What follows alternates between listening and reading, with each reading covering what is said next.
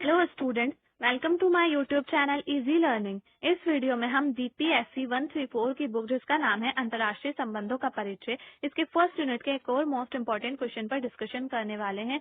तो गाइज, अगर आपने इससे पहले जो 2 वीडियोस में इस यूनिट की अपलोड कर चुकी हूँ, अगर आपने वो नहीं देखी तो प्लीज चैनल की प्लेलिस्ट में जाकर आप वो देखिए। मैं उनका लिंक डिस्क्रिप्शन में भी डाल दूंगी। तो वीडियो स्टार्ट करने से पहले मैं आपसे कहना चाहती हूँ, अगर आपने मेरे चैनल को सब्सक्राइब नहीं किया है तो प्लीज मेरे चैनल को सब्सक्राइब करें, वीडियो को लाइक करें, शेयर करें, और अगर आपको कुछ भी कंफ्यूजन हो तो आप कमेंट्स में पूछ सकते हैं। अगर आपको नोट्स चाहिए तो आप मुझसे व्हाट्सएप पर कांटेक्ट कर सकते हैं। सो गाइज, ये जो क्वेश्चन रहेगा हमारा थर्ड क्वेश्चन है इस यूनिट का, और इम्पोर्टेंट क्वेश्चन है क्योंकि नारीवाद फेमिनिज्म आ गया है इसमें, तो फेमिनिज्म के बारे में हम बात करने वाले हैं इस क्वेश्चन में।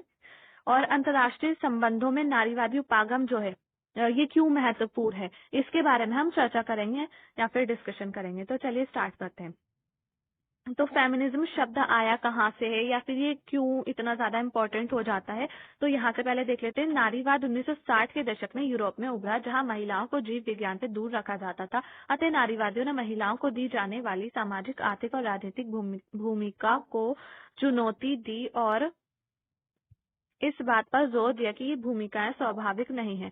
मतलब जब 1960 का दशक था, 1960 का दशक ही नहीं, उससे पहले से ही हमेशा से ऐसा होता है कि नारी को जो महिलाएं होती हैं उनको दबाया जाता है। तो नारीवादी जो दृष्टिकोण था वो 1960 में यूरोप में उभर कर आया था, जिसमें यूरोप में ज्यादातर जो महिलाएं होती थी उनके साथ बहुत ज्यादा बुरा बिहेव, पूरे वर्ल्ड में ही बुरा बिहेव किया जाता था।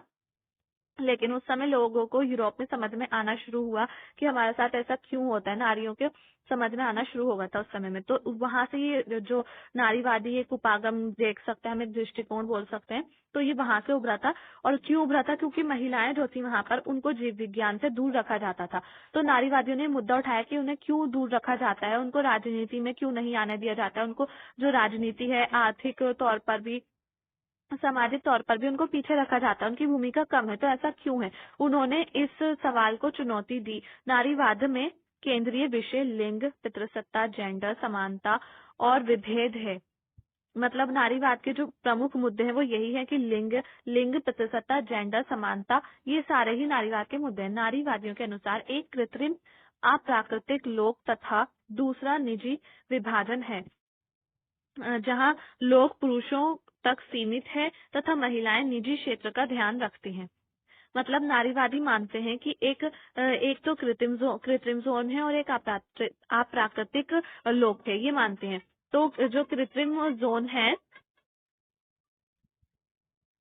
सॉरी गाइज, यहाँ पर कृत्रिम अप्राकृतिक यानी कि अप्राकृतिक वही होता है जो कृत्रिम होता है, मुझे कंफ्यूजन हो गई थी यहाँ पे। तो अप्राकृतिक जोन या फिर हम लोग कह सकते हैं, और कृत्रिम वही एक ही मतलब है इसका।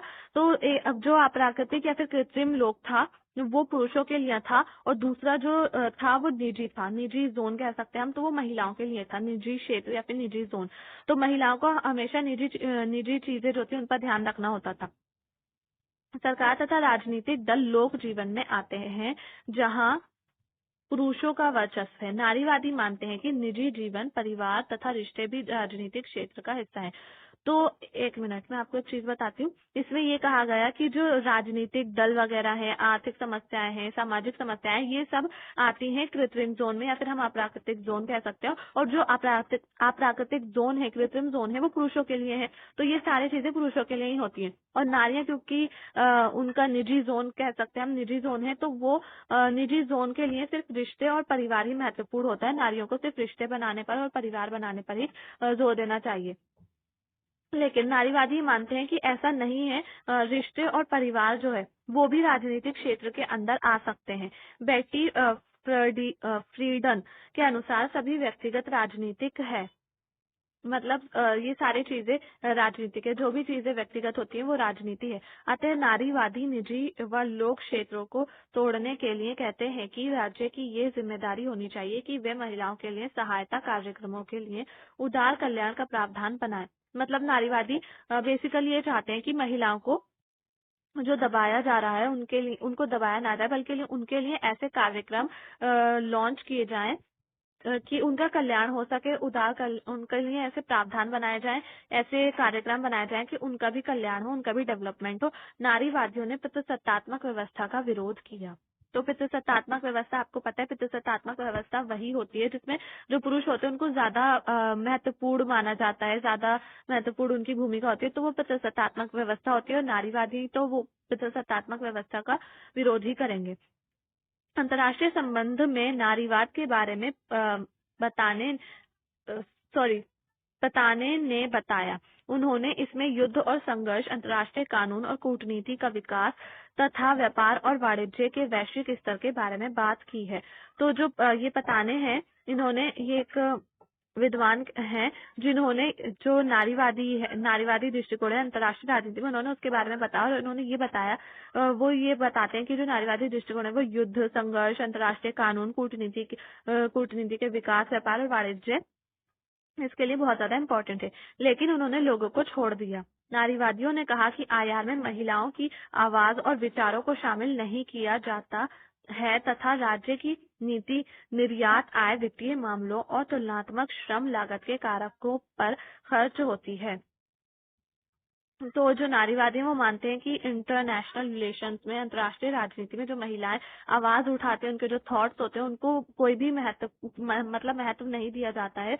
और उनकी जो नीति होती है, निर्यात, आय होती है और वित्तीय मामले होते हैं, उसमें भी तुलनात्मक श्रम जो होता है वो कम होता है। तुलनात्मक मतलब उनकी तुलना जो है पुरुषों के मुकाबले कम उनको दी जाती है। उनकी जो आय है या फिर वित्तीय मामले उसमें भी उनको कम समझा जाता है। लेकिन राज्य ने सामाजिक सेवाओं के वितरण, पूर्ण रोजगार के प्रावधान, गरीबी उन्मूलन और सामाजिक असमानताओं को दूर करने पर ज्यादा ध्यान नहीं दिया है, ऐसा नारीवादी मानते हैं। ये सारे मुद्दे जो हैं, ये भी आपने देखोगे जब भी वो इलेक्शंस आते हैं तो ये सारे मुद्दे उठाए जाते हैं महिलाओं को लेकर। तो ये नारीवादी मानते हैं कि ये सारे मुद्दों पर जो सरकार है वो इतना ज्यादा ध्यान नहीं देती है। नारीवादी परंपराएं महिलाओं को उनके अंतर को जीवित रखने के लिए प्रोत्साहित करती हैं। उदार नारीवादी समान राजनीतिक अधिकारों और सार्वजनिक क्षेत्र में समानता पर बल देते हैं, जबकि समाजवादी नारीवादी सामाजिक और आर्थिक असमानता को दूर करने और महिलाओं की मुक्ति पर बल देते हैं। तो आपको समझ में आ गया होगा, दो तरह के नारीवादी हो गए। पहला मैंने आपको बताया उदार नारीवादी या फिर उदारवादी नारीवादी, और दूसरा समाजवादी नारीवादी। तो उदारवादी नारीवादी जो है वो महिलाओं के राजनीतिक अधिकारों और सार्वजनिक क्षेत्र में समानता हो, इस पर बल देते हैं उदारवादी नारीवादी। और जो समाजवादी नारीवादी वो कहते हैं कि सामाजिक और आर्थिक असमानता को दूर किया जाए और महिलाओं को मुक्ति दी जाए। सो गाइज ये आपको समझ आ गया होगा। अब इसके बाद हमारा नेक्स्ट क्वेश्चन जो है, वीडियो ज्यादा लेंथी नहीं है तो ये क्वेश्चन भी हम इसी में ही ले लेंगे। उत्तर संरचनावाद। तो उत्तर संरचनावाद क्या होता है या फिर नियो स्ट्रक्चरलिज्म, इसके बारे में हम डिस्कशन करते हैं। सो गाइज ये जो टॉपिक है हमारा इस यूनिट का लास्ट टॉपिक रहने वाला है। इसके बाद ये यूनिट फिनिश हो जाएगा और इसमें हम उत्तर संरचनावाद के बारे में पता करेंगे, मतलब उत्तर संरचनावाद क्या होता है। तो उत्तर संरचनावाद या फिर न्यू स्ट्रक्चरलिज्म वो होता है जब संरचनावाद आया। जब भी जैसे कि मार्क्सवाद को हम देखते हैं, मार्क्सवाद जो नव मार्क्सवाद बना या फिर उत्तर मार्क्सवाद भी कह सकते हैं, न्यू मार्क्सिज्म, वो क्यों बना? पहले तो मार्क्सवादी विचारधारा एक थी, लेकिन नव मार्क्सवादी विचारधारा क्यों आई? क्योंकि जो मार्क्सवादी विचारधारा थी उसमें कुछ कमियां आ गई थी और उसकी कमियों को दूर करने के लिए न्यू मार्क्सिज्म जो विचारधारा है वो सामने आई। तो इसी तरह यहाँ पर भी संरचनावादी जो विचारधारा थी उसकी कमियों को, उसके दोषों को, जो उसमें वीकनेसेस थी, उन सबको दूर करने के लिए उत्तर संरचनावाद या फिर नव संरचनावाद जो विचारधारा है इसका उदय हुआ, ये सामने आई। तो इसकी कमियों को दूर करने के लिए कुछ समाजशास्त्रियों ने इसे अस्वीकारा तथा कुछ ने इसे संशोधित किया और पुनः स्थापित किया, और इसे ही उत्तर संरचनावाद कहा जाता है। तो कुछ समाजशास्त्री जो थे, कुछ लोगों ने तो उत्तर संरचनावाद को पूरी तरह से अस्वीकार दिया कि ये कोई विचारधारा नहीं है, और कुछ ने इसमें कुछ एडिट किया, उसको दोबारा से स्थापित किया और फिर उसके बाद उत्तर संरचनावादी विचारधारा के रूप में उसे मतलब एक तरह से स्थापित किया। माइकल फोकाल्ट उत्तर संरचनावाद के प्रतिनिधि हैं। मतलब माइकल फोकाल्ट जो है, इन्होंने उत्तर संरचनावाद को एक तरह से दोबारा से पुनर्स्थापित किया। संरचनावाद जो था उसको दोबारा से स्थापित किया, यानी कि उत्तर संरचनावाद के रूप में दोबारा से पुनर्स्थापित किया। इस सिद्धांत को 1972 में प्रस्तुत किया गया था। माइकल फोकाल्ट ने नीत्शे की शक्ति और ज्ञान की अवधारणा को आधार बनाकर उत्तर संरचनावाद का निर्माण किया। ये सिद्धांत उत्तर आधुनिकता से प्रेरित एवं प्रभावित है। तो मैं ये रीड कर रही हूँ, आपको समझ आ रहा होगा, बहुत इजी लैंग्वेज में लिखा हुआ है, इतना डिटेल में नहीं बता रही हूँ। अगर ज्यादा डिटेल में बताऊंगी तो वीडियो बहुत ज्यादा लेंथी हो जाएगी। उत्तर संरचनावादी व्यक्ति निष्ठा के बजाय वस्तु निष्ठा पर बल देते हैं। मतलब वो ऑब्जेक्टिविटी पर ज्यादा बल देते हैं व्यक्ति निष्ठा के बजाय। ये संरचनावाद को विस्तृत स्वरूप प्रदान करता है तथा इसमें कई सैद्धांतिक परिप्रेक्ष्य भी समाहित हैं। तो उत्तर संरचनावाद जो है वो संरचनावाद को एक सैद्धांतिक दृष्टि प्रदान करता है, फिर परिप्रेक्ष्य हम कह सकते हैं उसको, उसने अच्छे से विस्तृत रूप प्रदान किया है। और इसमें काफी सारे सैद्धांतिक परिप्रेक्ष्य भी हैं। इसमें आधुनिक विश्व, मतलब इसमें आधुनिकता दिखाई देती है और आधुनिक विश्व की समस्याओं का, आधुनिक तौर पर विश्व में जो समस्याएं चल रही हैं आधुनिक विश्व में, तो उसकी समस्याओं का भी विवेचन किया जाता है उत्तर संरचनावाद में। और उत्तर संरचनावादी समाज में एकता के बजाय विभिन्नता पर बल देते हैं।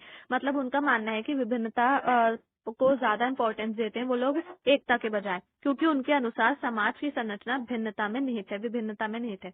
वो मानते हैं कि जो समाज की संरचना है उसमें विभिन्नता है, तो इसलिए वो विभिन्नता पर ही बल देते हैं, एकता पर बल नहीं देते हैं। उत्तर संरचनावाद समाज के गरीब एवं पददलित वर्गों की उपेक्षा के बजाय उन्हें ऊपर उठाने का प्रयास करते हैं। तो ये एक तरह से अच्छी चीज हो गई। जो गरीब लोग हैं, जो कमजोर लोग हैं, उत्तर संरचनावाद उन लोगों को ऊपर उठाने की कोशिश करता है और बल्कि उनको नीचे गिराने की कोशिश नहीं करते हैं। इस सिद्धांत में भाषा विज्ञान को विश्लेषण का आधार माना जाता है। तो भाषा विज्ञान जो है वो इसमें ज्यादा इंपॉर्टेंट हो जाता है। तो आई होप आपको उत्तर संरचनावाद जो है वो समझ में आ गया होगा। वैसे तो इस क्वेश्चन, ये जो क्वेश्चन मैंने आपको बताया, इससे ज्यादा लॉन्ग क्वेश्चन नहीं आएगा। शॉर्ट में टिप्पणी लिखने के लिए 5 मार्क्स का जो आता है वैसे ही आएगा, तो ये काफी होगा उसके लिए। और ये काफी होगा उसके लिए, आपको आई होप समझ में भी आ गया होगा और इजी लैंग्वेज में लिखा हुआ है। तो गाइज ये वीडियो हम यहीं पर ही फिनिश करते हैं। हमारा यूनिट भी फिनिश हो चुका है ये वाला, और सारे टॉपिक्स इसके कवर हो चुके हैं। और अगर आप मैं आपसे कहना चाहती हूँ, अगर आपने मेरे चैनल को सब्सक्राइब नहीं किया तो प्लीज मेरे चैनल को सब्सक्राइब करें, वीडियो को लाइक करें, शेयर करें। और अगर आपको नोट्स चाहिए तो आप मुझसे व्हाट्सएप पर कॉन्टेक्ट कर सकते हैं। थैंक्स।